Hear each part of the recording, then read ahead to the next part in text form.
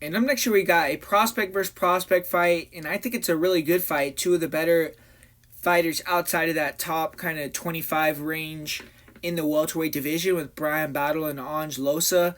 Both these guys are coming in here off good performances, and they're looking to kind of differentiate themselves and get into that top 15 conversation. So Bryan Battle, I think he's a little bit of a bigger name because he won the Ultimate Fighter. He's had some slick knockouts, but Ange Loosa is no one to sleep on. I mean, he had to have a really rough fight in the Contender Series against someone that's now in the top five, Jack Della Maddalena, and actually took a round off him at a really close competitive fight with him, and then came into the UFC on short notice, took a loss there, but he's won two fights in a row since.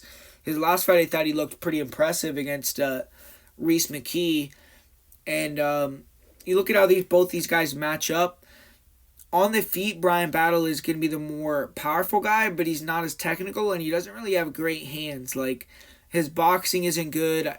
His hands are slow, but he throws good kicks. His front kicks up the middle are nasty, really good head kicks, and those are going to potentially be available against a shorter guy here in Losa that does sometimes kind of move his head side to side. And we saw AJ Fletcher land a head kick on him, but I think in this fight, Los obviously going to know the king game of Bryan Battle is the most dangerous aspect, and I see him trying to box, get inside, and get the takedowns. I think that's a perfect game plan for Loosa in this fight.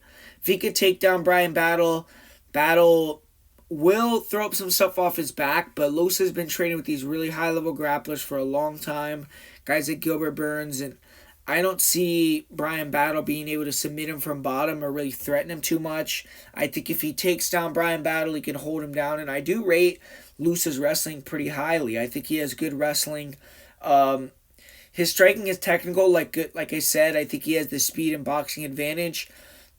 But sometimes he gets hurt, and sometimes these guys that like to be like super crazy technical with their striking, like if you get an unorthodox guy that pushes the pace like Bryan Battle that has some power, they can kind of like land and hurt these guys. So I'm a little worried about that with Loosa, just Battle finishing him potentially.